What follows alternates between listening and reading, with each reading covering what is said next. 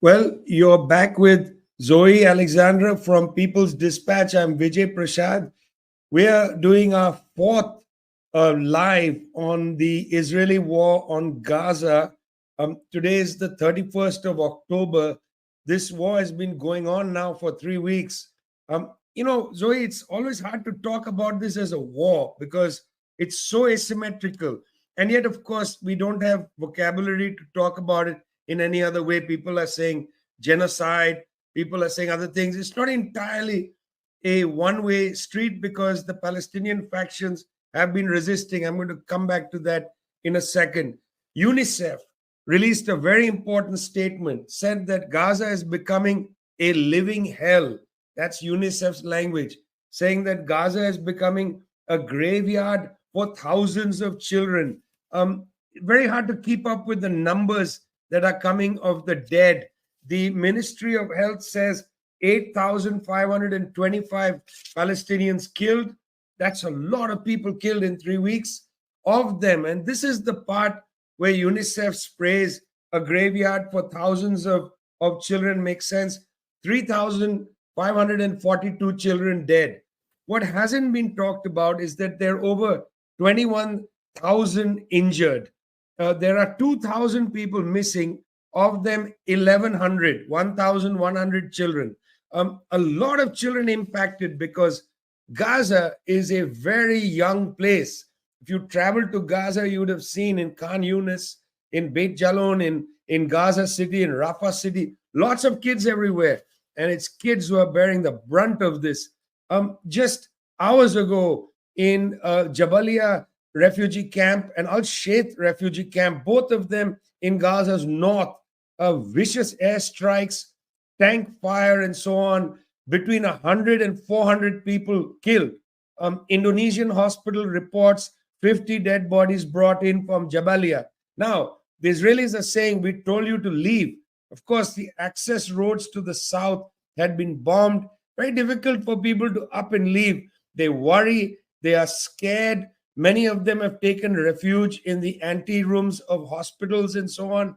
They simply don't know where they can go. So the strike on Jabalia, vicious strike, up to 400 dead so far. We don't know what the breakdown is. Likely, and here's Zoe, if the ratios stand, likely 200 of them children, likely, perhaps more, hard to say. Israeli tanks now have entered the north of Gaza Strip. They are in the Karama area, north of Gaza City.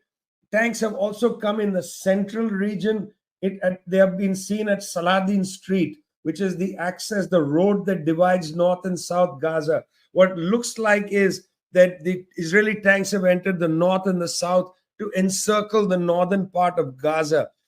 Netanyahu himself said in the last 24 hours, Israel has struck what he called 300 targets, several of them residential homes in Jabalia camp. Pretty ghastly situation. UN agencies report that Gaza is now at 5% of water.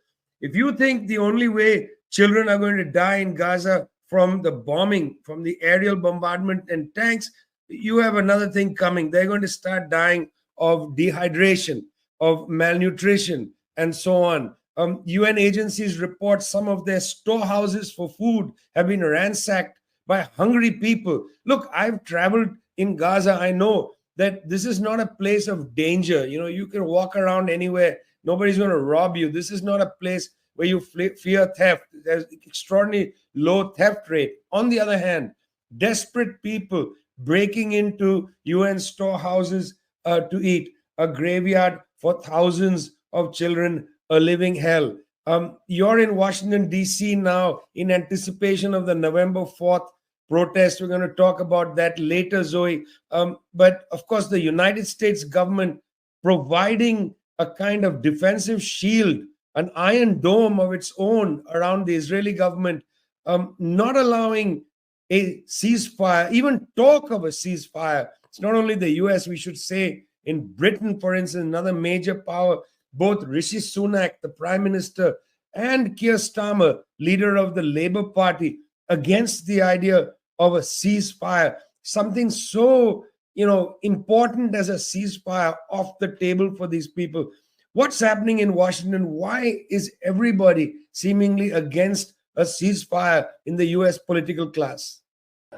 Well, we spoke about this on the last show. There's this insane kind of cognitive dissonance where you have a complete refusal of politicians in Washington to actually make a call for a ceasefire. There's a group of about 18 members of Congress led by Cori Bush, who is a representative from the St. Louis area, calling for a ceasefire resolution. Again, this has received almost no support in the House of Representatives, and in the Senate, even members of the Senate who have had maybe more respectable positions, maybe more left positions in the past, spoken out about the bombings in prior moments, have essentially refused. Bernie Sanders, the farthest that he's gone, and let's remember, it took over 3,000 children to be killed for him to even get to this language, has called for humanitarian truce. Again, this is not a ceasefire. This is having a pause so that humanitarian aid, which is currently blocked, can be let in. So that on one hand, and it's this resolution, which is led by again Cori Bush, Rashida Tlaib, Andre Carson, Dile Ramirez. It's interesting because Cori Bush actually comes out of the protest movement in Ferguson, Missouri.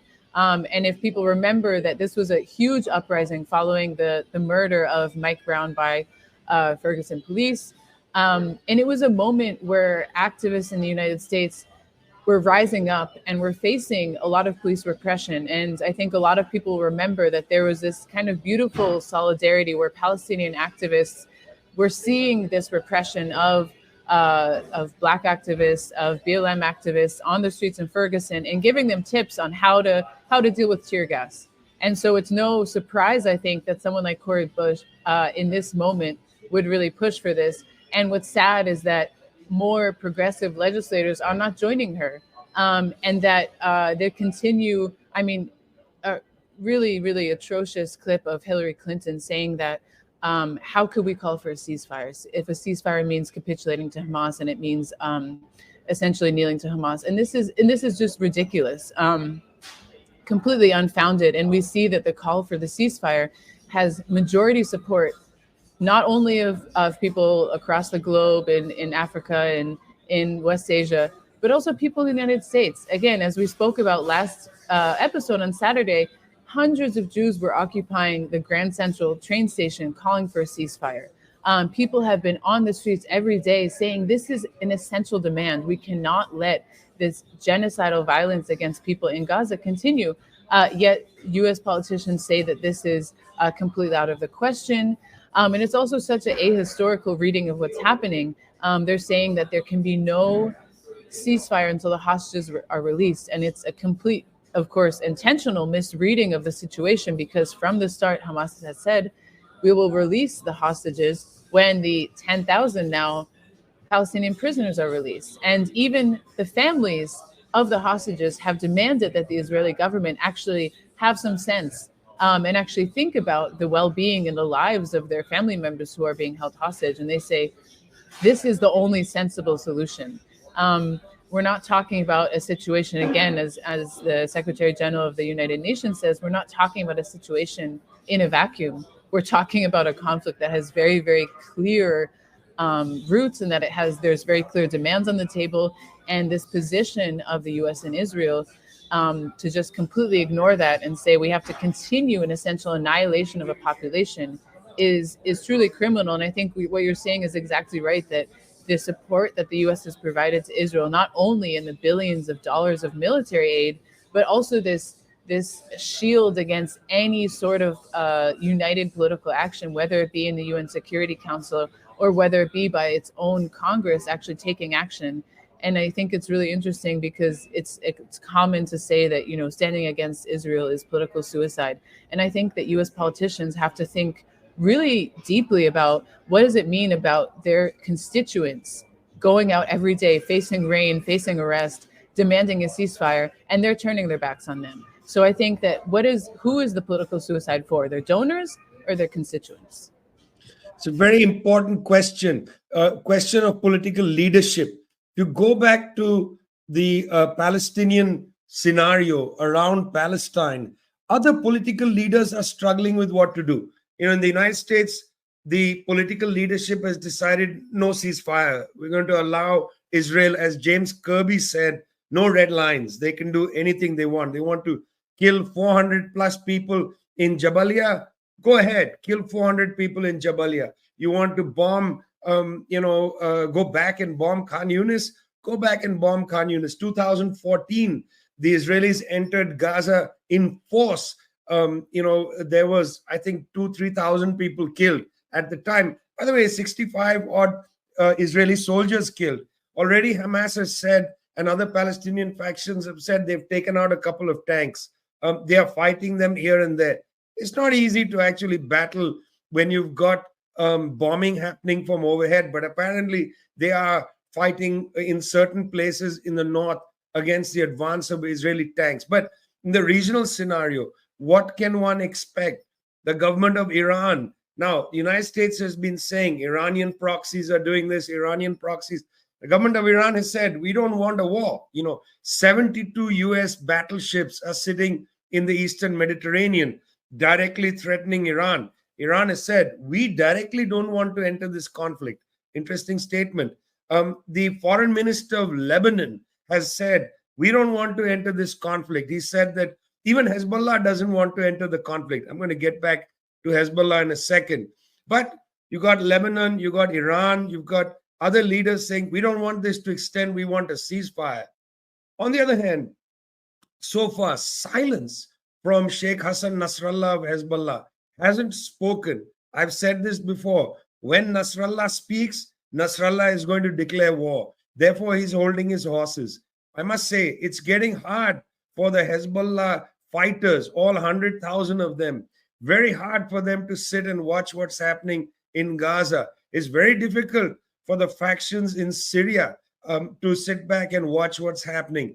And certainly it's been difficult for the rebels in Yemen, the so-called Houthi rebels, the Al-Ansar al-Din rebels. Very hard for them to sit back. All of these places you've seen rocket fire towards Israel, from Yemen, from Syria, from Lebanon. Israel has a very sophisticated missile defense system. The Iron Dome, yes, but also the Arrow system. And both the Iron Dome and Arrow have been able to defend against the rocket attacks from Yemen, from Lebanon, and so on. In Lebanon, Amnesty International reports that Israel has used white phosphorus in the border regions against Hezbollah targets. Now, what's happening? There is no declaration from Sheikh Hassan Nasrallah. No declaration has come from the militia groups in Syria. No declaration has come from Ansar al-Din in Yemen. These are fighters in the ranks who just cannot be held back, who are so angry and frustrated. They are firing their rockets, I think, my opinion, without any chain of command, telling them to do so. And so Israel is right now retaliating against a non-war. There is no war declared from these regional entities.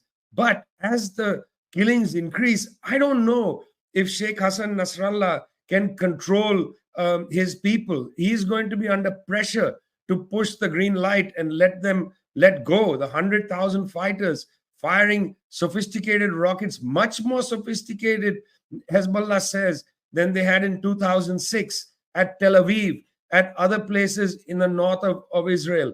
It's going to be impossible for the factions in Syria to hold fast. If Hezbollah goes, they will go too. The Syrians will then advance towards the Golan Heights. If the Syrians move, the Yemenis are going to certainly put a lot of pressure on their allies inside Jordan and so on. I mean, the danger of spillover right now is very high. And what is provoking the spillover? It's not recklessness from Tehran. Tehran is saying, we don't want this. It's not even recklessness from Sheikh Hassan Nasrallah. He's not spoiling for a fight with Israel. They are prepared for it, but he's not spoiling for it. This is being provoked by the Israeli actions inside Gaza. That is the principal provocation. I mean, the fact that Israel has decided to strike places in South Lebanon using white phosphorus It's almost as if the Israelis are provoking Hezbollah to come at them, because they feel that with 72 US warships sitting off the coast of the coast of the Levant, United States will pummel South Lebanon, pummel Beirut. Not sure if this is exactly in the calculations of Hezbollah, but I can see why they are holding fast. Meanwhile, of course, the West Bank, it's its own fire, Zoe. What's happening in the West Bank? Well, yes, it's definitely important to remember that violence has also been escalating against Palestinians in the West Bank.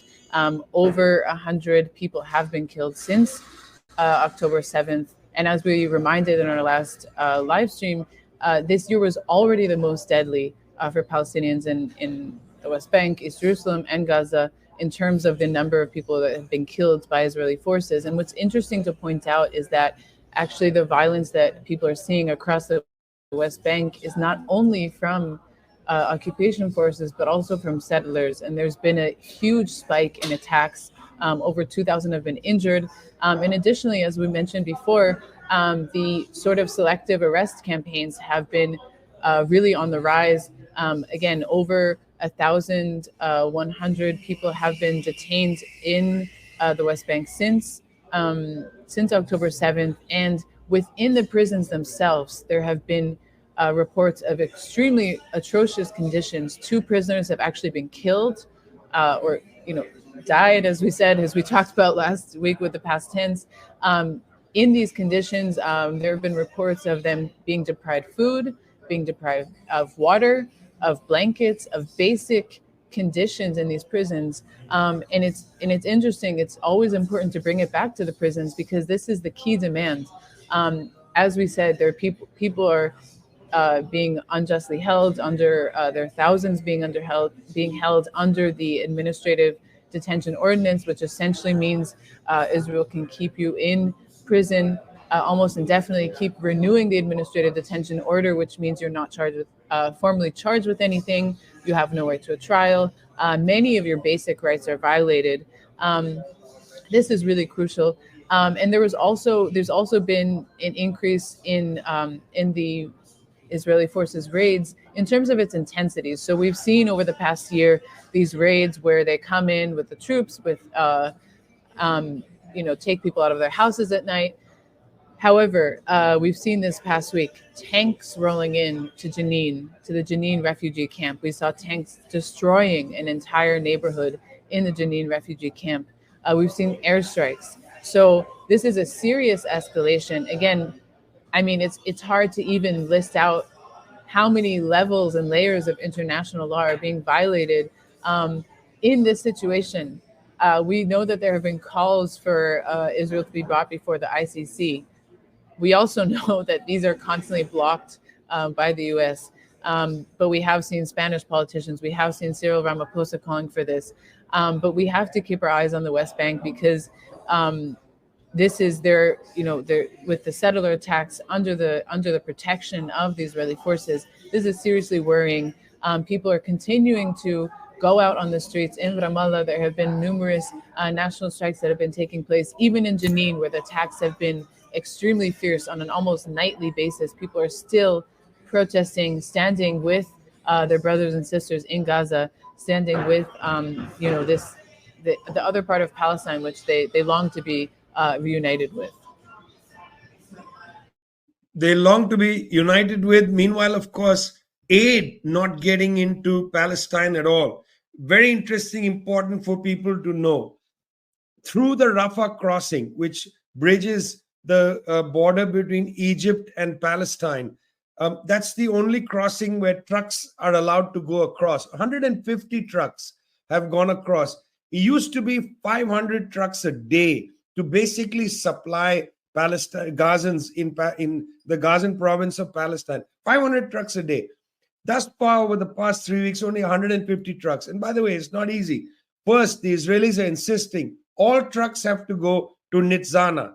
Nitzana is an Israeli crossing, which is closed. So they get to Nitzana, 50 kilometers south of the Rafah crossing. They are unloaded at Nitzana. The Israelis check everything in the truck. Then they repackage the truck and send it 50 kilometers north to Rafah.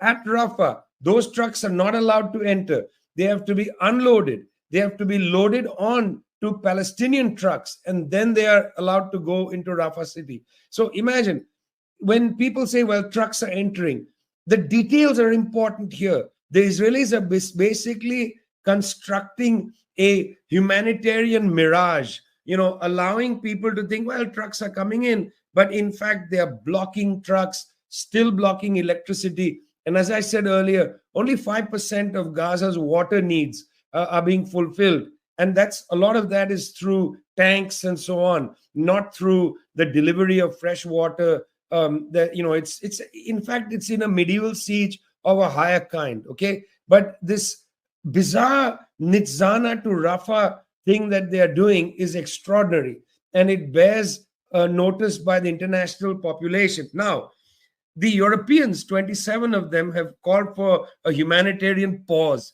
I don't even know what a humanitarian pause is. I don't know why they can't get the word ceasefire out of their mouths. Ceasefire. It's a much swifter word than humanitarian pause. Don't get it. But they are thinking, let's send a boat with humanitarian aid to Gaza. Just a minute, Macron. Just a minute, Rishi Sunak and the rest of you. A boat? Where are you going to land the boat? The only port in Gaza that's semi-functional is in Gaza City. That's the only port. And Gaza City is the epicenter of the Israeli attack. So you're going to get the Israelis to stop that attack while you send a ship with humanitarian aid? Good God. I mean, the level of naivete or duplicity coming out of European capitals. I'm actually betting on duplicity. In other words, they know very well that it's highly unlikely that the Israeli government is going to stop the bombardment of Gaza City to permit a ship to enter. They know it's not going to happen. Because they know it's not going to happen, it's quite easy for them to say, we would like this to happen, because it's not going to happen. So they sound like they are being concerned about the situation in what the United Nations Children's Agency called a living hell, also called a graveyard for thousands of children. That's what UNICEF, that's their phrase. Well, it's okay. Now the Europeans say, we want to, prevent this living hell, make it something less than that. I don't think so. If you were serious, you would insist on a ceasefire, which they are not insisting upon. And you would insist on having the checking if there needs to be Israeli checking, although I don't see why there needs to be Israeli checking at the Rafah crossing. If they need to be checking, have it at Rafah. Why are you getting the trucks to drive to Nitzana, unload, reload, get back to Rafah, unload, reload, and then carry on? All of it is designed in a way to prevent aid from entering. All talk of humanitarian aid is a mirage right now. It's not serious. The world is angry, Zoe. On November 4th, looks like millions of people, tens of millions of people will be on streets around the world. Tell us a little bit about that. Yes, I think it's going to be an extremely historic day. There are mobilizations planned in dozens of cities and dozens of capitals from across the world. We saw last weekend there were 500,000 people on the streets of London. As Vijay said in the beginning, I'm in Washington, D.C. right now, where there's expected to be the largest march for Palestine in U.S. history here. There's dozens and dozens of buses coming from cities from across the country, even people coming from Puerto Rico to join. So this is, in DC, this is going to be a truly historic day. People have been mobilizing again in North Africa and West Asia. I spoke to the youth coordinator of the Youth Front Against Normalization to understand really what's driving, again, these protests, this shared understanding that Zionism is the hand of imperialism in the region. They're going to be on the streets. We've seen massive demonstrations in Rabat, in Tunis, in Cairo, even defying the kind of de facto ban on people taking to the streets. It's really incredible to see this outpouring. And again, I think it can't be understated, the historic moment that we're in right now. Despite the fact that, as you said, politicians seem reluctant to even utter the word ceasefire. It seems like it's too clunky for them to say or too difficult. The people of the world are saying it, and they're saying it every single day on the streets, in conversations, on social media. This is definitely the moment, and so it is. There will be this big day of action. The International People's Assembly is calling for this. Many other networks of people's movements, of trade unions. We also saw today, for example, trade unions in Belgium refusing to move arms shipments. I think that the tide is rising across sectors of society, and it's going to become, if it isn't already, a political blunder for politicians to not listen. And I think that there is this realization that not standing with the millions will cost. Right now, maybe they will continue to get, the political benefits and privileges, economic privileges they get from not speaking out. But I think sooner rather than later, the people of the world are going to see that these people who are not listening to them are not really representing them at all. To come back on that point as we wind up, so far, death toll from Gaza, 8,525, 2,000 missing, of them 1,100 children. Fresh reports coming out of Jabalia refugee camp where apartment buildings have been struck.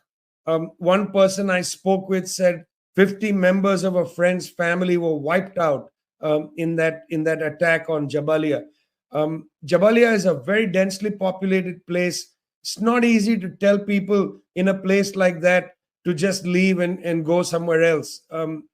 It's likely everybody knew that there would be large numbers of people who just couldn't go anywhere. They didn't go anywhere. They were struck and entire families wiped out. Lineages are being disappeared in this war in Gaza. Names of Palestinian families are being obliterated. No way to remember them but in memory.